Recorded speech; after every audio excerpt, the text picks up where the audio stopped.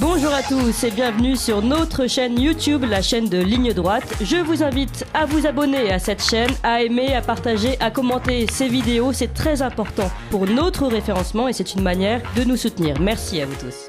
Ah là là, que de mensonges en notre doux pays, douce France. Le préfet de police Didier Lallement a été auditionné jeudi dernier au sujet des scènes de chaos au Stade de France, qu'on avait tous vues et revues lors de la finale de la Ligue des Champions.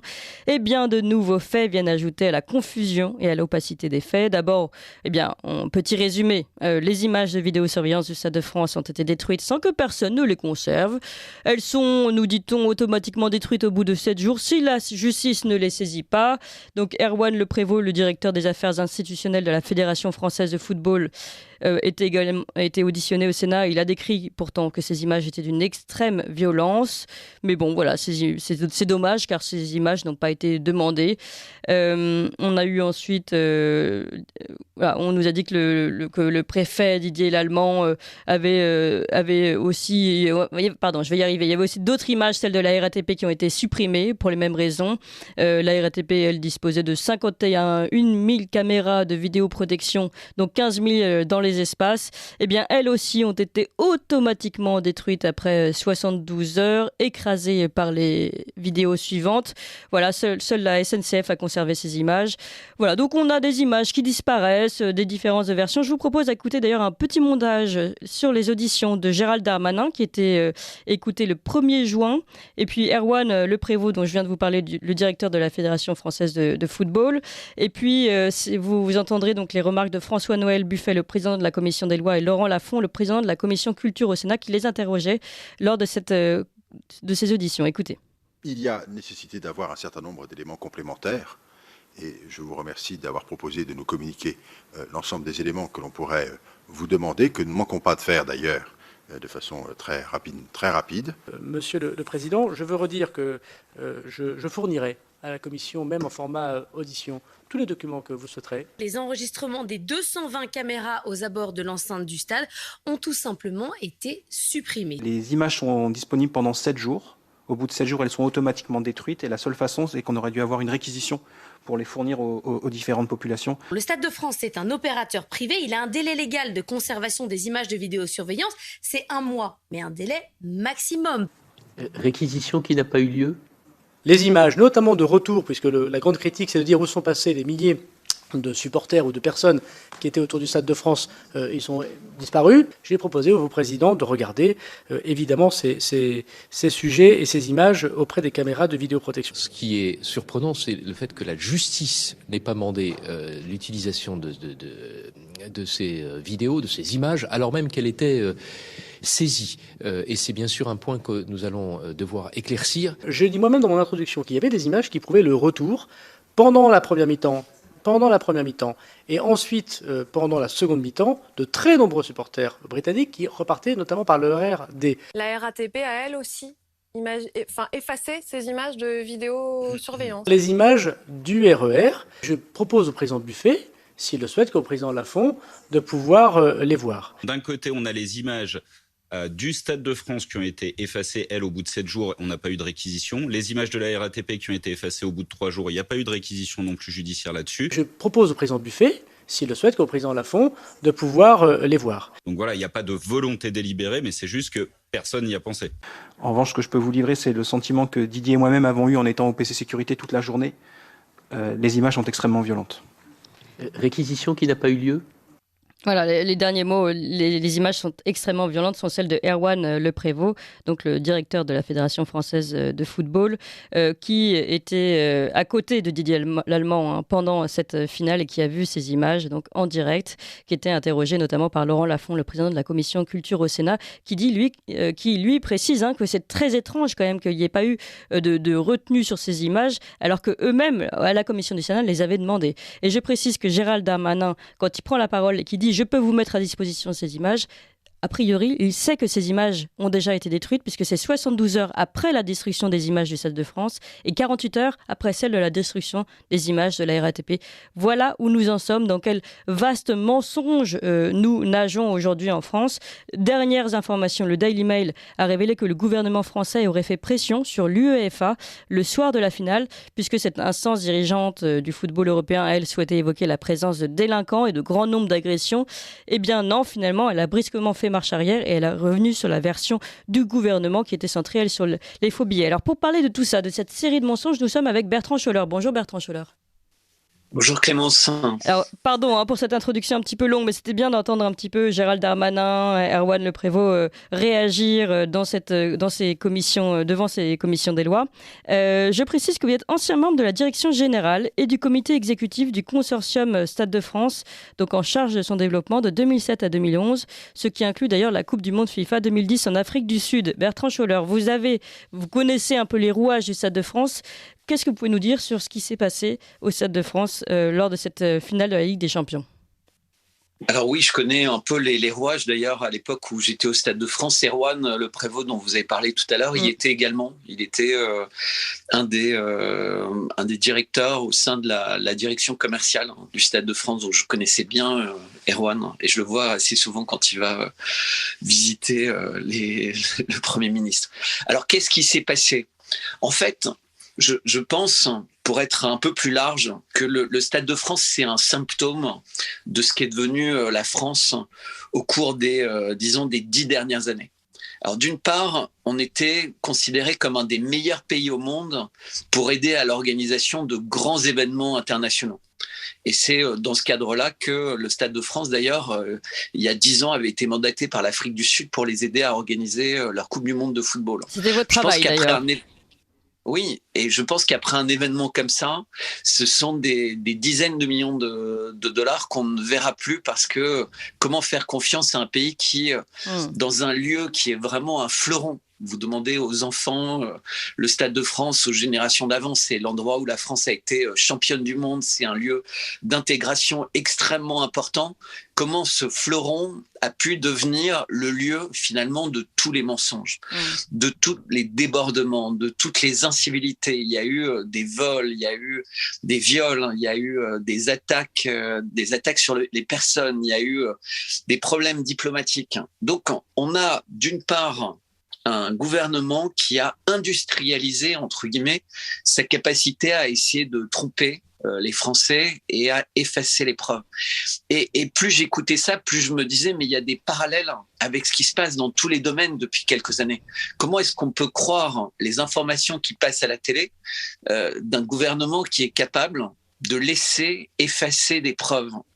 On a beaucoup parlé d'études médicales au cours des 3 dernières années. On a beaucoup parlé de tests à l'aveugle. On a beaucoup parlé.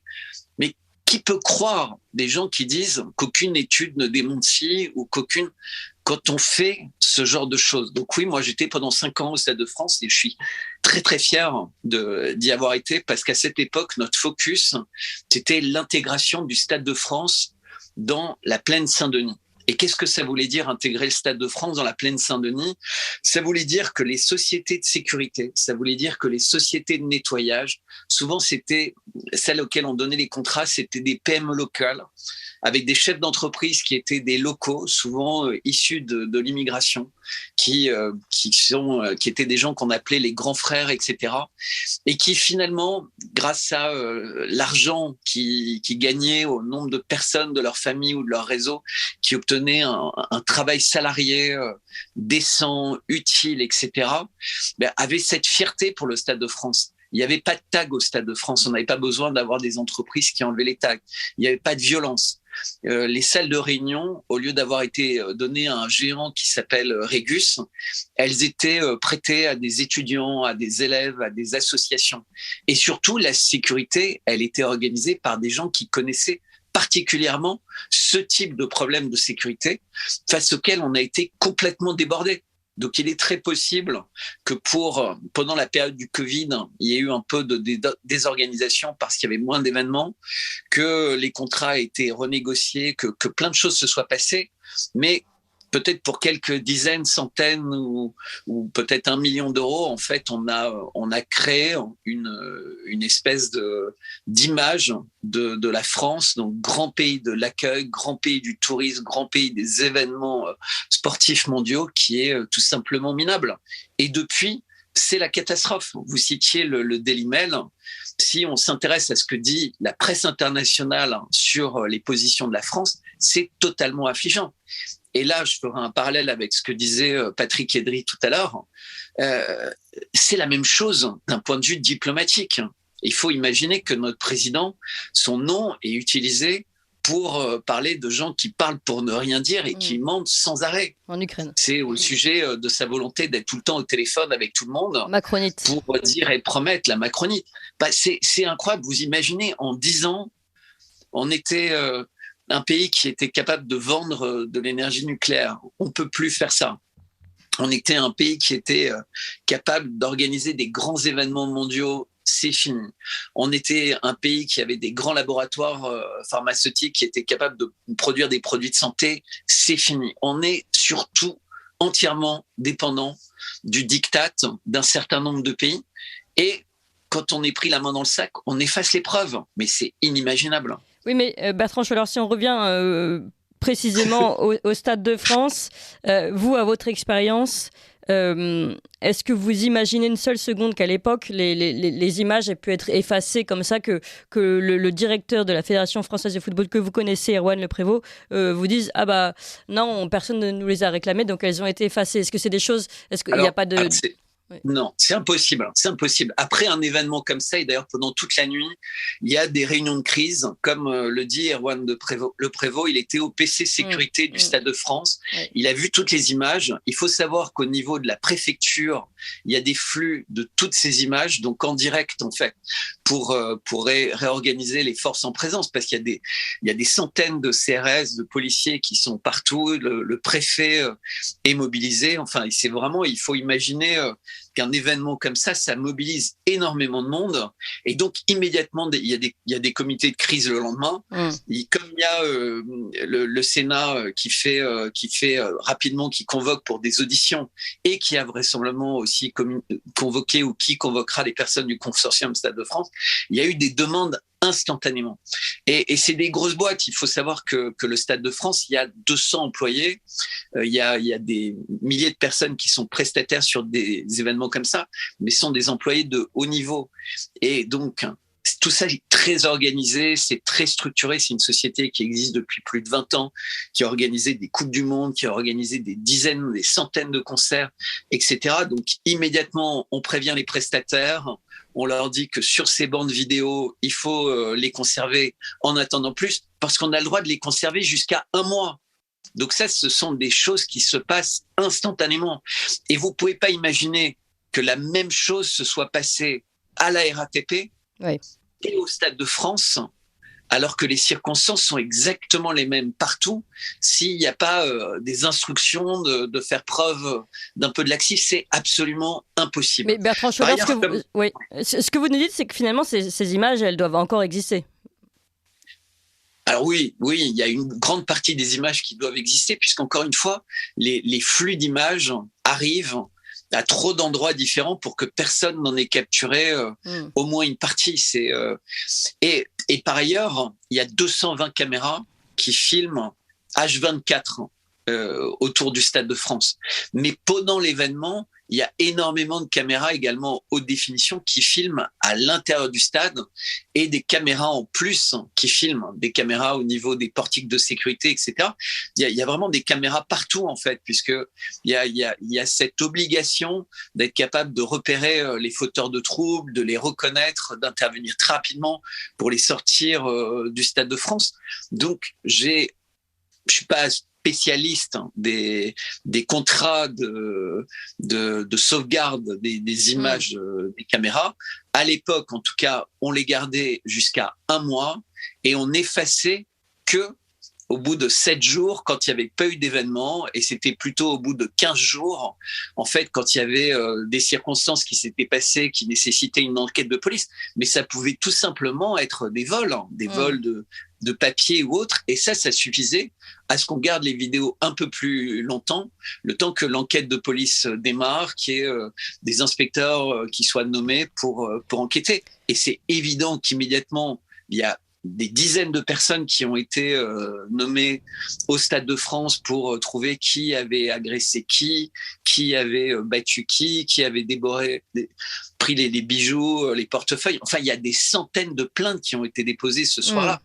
C'est impossible qu'il n'y ait pas eu des inspecteurs de police demandant de garder les images de telle et telle caméra dans telle zone. Donc, peut-être pas les 220 caméras, mais en tout cas, pour un grand nombre de caméras, il y a eu des demandes qui ont été faites. Donc on nage quand même en plein mensonge, des images qui a priori existent encore forcément sur certains PC, ce que vous nous expliquiez Bertrand Schoeller, et des images qui de toute façon en temps normal devraient avoir été conservées, puisque pour le moindre petit vol, elles sont conservées. Merci beaucoup Bertrand Schoeller pour cet éclairage. Je rappelle que vous êtes ancien membre de la direction générale du comité exécutif et du comité exécutif du consortium Stade de France, donc en charge de son développement de 2007 à 2011. Donc vous avez travaillé notamment pour la Coupe du Monde de la FIFA 2010 en Afrique du Sud. Merci beaucoup Bertrand Schoeller.